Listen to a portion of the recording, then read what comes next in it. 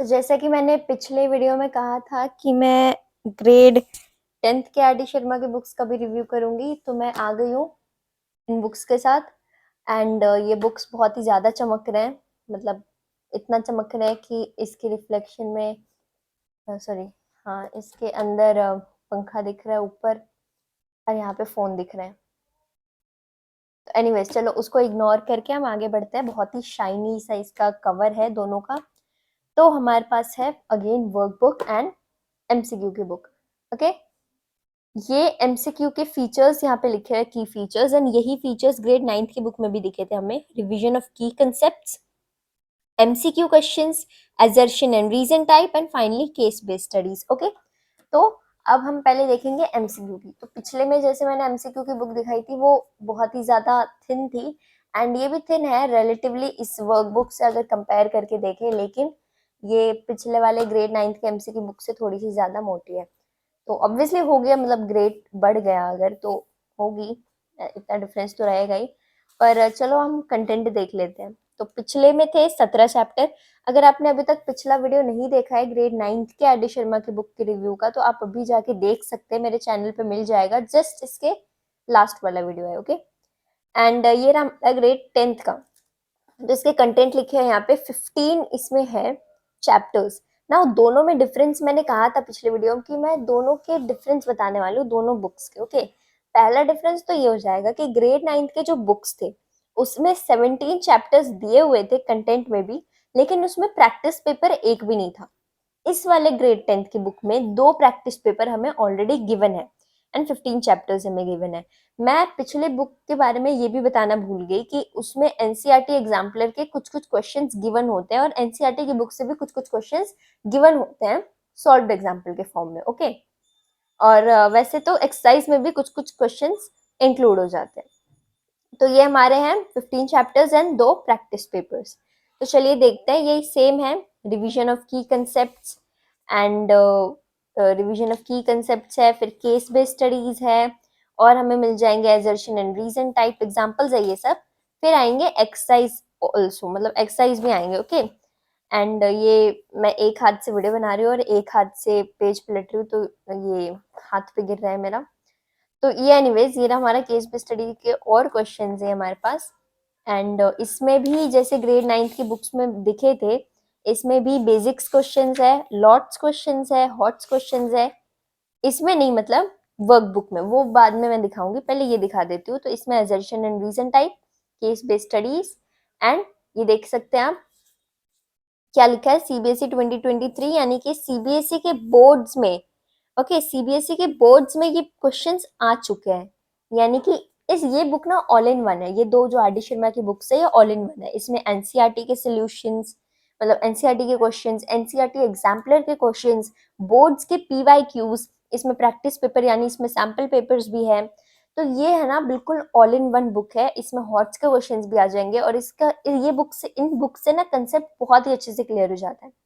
And बहुत सारे YouTube पे आपको ये तो मिल जाएंगे वीडियोस, लोग यही ये भी कहते हैं कि आर डी शर्मा सॉल्व करने की जरूरत ही नहीं है, मतलब एनसीईआरटी बुक को सॉल्व करके आप आसानी से फुल मार्क्स पा सकते हैं एनसीईआरटी के, सॉरी, बोर्ड्स के पेपर में। लेकिन एक्चुअली मकसद हमारा, सॉरी, ये एम हमारा फुल मार्क्स लाने का नहीं होना चाहिए। ओके, एम हमारा होना चाहिए कंसेप्ट क्लियर करने का, और कंसेप्ट क्लियर करने के लिए ये जो दो बुक्स है ये परफेक्ट है, आई बिलीव दैट। तो इस बुक को अगर हम मतलब कंसिस्टेंटली, अगर कंसिस्टेंटली सॉरी कंसिस्टेंसी के साथ अगर सॉल्व करें, इन बुक्स को अगर हम कंसिस्टेंसी के साथ सॉल्व करें, तो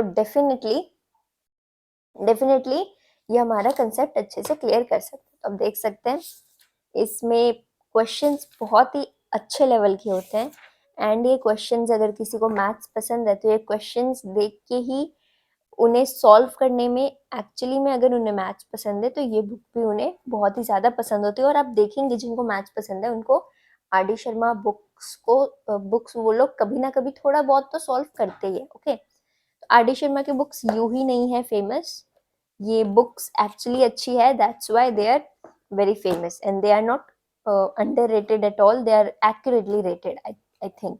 बट कुछ लोग ये मार्क्स लाने के चक्कर में इन्हें निग्लेक्ट कर देते हैं, क्योंकि इनको सिर्फ मार्क्स लाना होता है, पर नहीं, हमें कंसेप्ट भी क्लियर करना चाहिए। और अगर हमें 10th के बोर्ड्स को छोड़ के, मतलब 10th के बोर्ड्स के अलावा 11th के लिए भी बेसिक्स क्लियर करने हैं, हमारा फाउंडेशन क्लियर होना चाहिए कम्पिटिटिव एग्जाम्स के लिए, तो are D Sharma is a must. Okay, it is really a must. तो मैं बिलीव करती हूँ कि जो परफेक्ट कॉम्बो होगा ग्रेड 10th के बोर्ड्स के लिए, मैथ्स के लिए, it will be NCERT. Okay, NCERT के बाद एनसीईआरटी एग्जाम्पलर, एनसीईआरटी एग्जाम्पलर के बाद R D Sharma, and then PYQs और सैम्पल पेपर्स। और नहीं, दोनों पीवाईक्यूज भी और सैम्पल पेपर्स भी।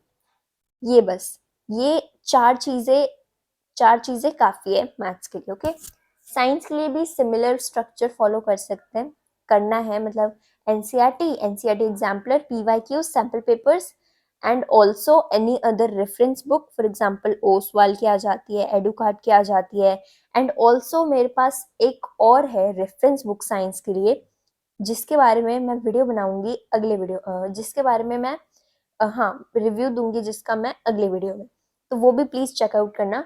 एंड वो वीडियो जो है वो बहुत ही स्पेशली इंपॉर्टेंट है, बिकॉज उसमें सिर्फ साइंस का नहीं, साइंस, मैथ्स, एसएसटी, इंग्लिश, इन चारों का ही ऐसा कॉम्बो है, ऐसा बंडल है। ये बंडल ग्रेड 10th के लिए I think is very important.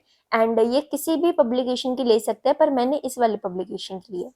And ये पब्लिकेशन जो है, आई थिंक वो वाली जो होगी, जो मैं आपको दिखाऊंगी अगले वीडियो में, it is very underrated, and मुझे नहीं लगता बहुत सारे लोगों ने उसे ट्राई करके देखा होगा, but I just tried it, I just saw the questions and I was blown up by those questions. Okay, बहुत अच्छी बुक्स है वो, तो मैं उनका भी रिव्यू दूंगी।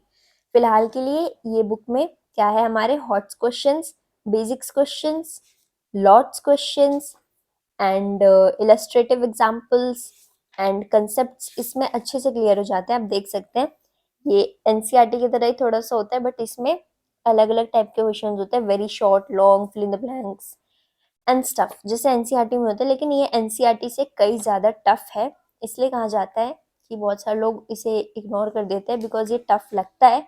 पर अगर आपके कंसेप्ट क्लियर है ना, तो ये बुक आप अच्छे से आसानी से सॉल्व कर पाएंगे, अगर कंसेप्ट क्लियर है तो। So concept के लिए these books are definitely the best, and I have been solving R.D. Sharma since grade 6th. तो especially मेरी favorite है, मैं तो 6th class से solve करी हूँ R.D. Sharma की book, 6th, 7th, 8th, 9th and now 10th. Okay, I will continue in 11th and 12th. But yeah, for now, grade 10th, R.D. Sharma, best. Bye.